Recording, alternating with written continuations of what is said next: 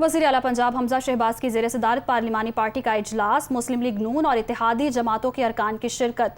चंद अनापरस्त लोगों के पैदा करदा बहरान से गुजर रहे हैं, ये कहना है वज़ीर आला पंजाब का।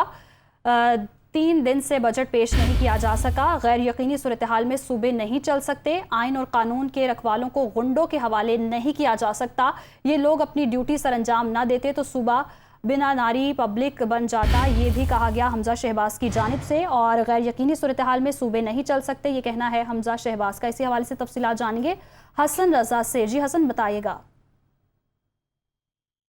हमजा शहबाज की ज़ेर सदारत पार्लिमानी पार्टी का अहम इजलास हुआ, जिसमें मुस्लिम लीग नून और इत्तेहादी जमातों के अरकान की कसीर तादाद में शिरकत की।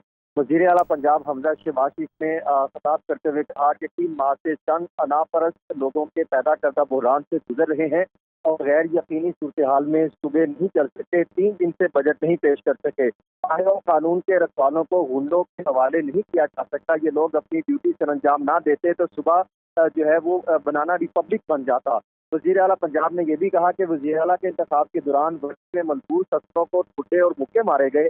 सब जानते हैं कि ऐवान में गुंडे किस तरह डिप्टी स्पीकर की तरफ लपके थे और एहतजाज के दौरान शहीद पुलिस एहलकार के बेटे की सच्चियां जो है दिल चीर देती हैं। उन्होंने ये वाज़ेह किया कि 4 साल से एक पाई की करप्शन या मनी लॉन्ड्रिंग साबित नहीं कर सके और जमानत के इसमें करप्शन का सबूत न मिलने पर फैसले में भी जिक्र किया गया है। उन्होंने ये भी कहा कि अवाम की सहूलत के लिए रिलीफ वाला बजट जो है वो देने जा रहे हैं और आज पंजाब असेंबली बजट जो पंजाब का बजट है वो दीवान इकबाल में पेश किया जाएगा। अरकान असेंबली बजट इजलास में हाजिर यकीनी बनाकर अपना हक अदा करें। इस मौके पर सूबाई वज़ीर कानून मलिक अहमद खान ने कहा कि मुखालिफों से बजट जो है वो ज़ेर इत्तेवा नहीं रखा जा सकता और ऐसे शख्स से मुकाबला है जो वाज़ह हार भी नहीं मानते और आइन और कानून के तौर पर गवर्नर को इजलास के वक्त मुकाम का ताज़ीम करने का इख्तियार है।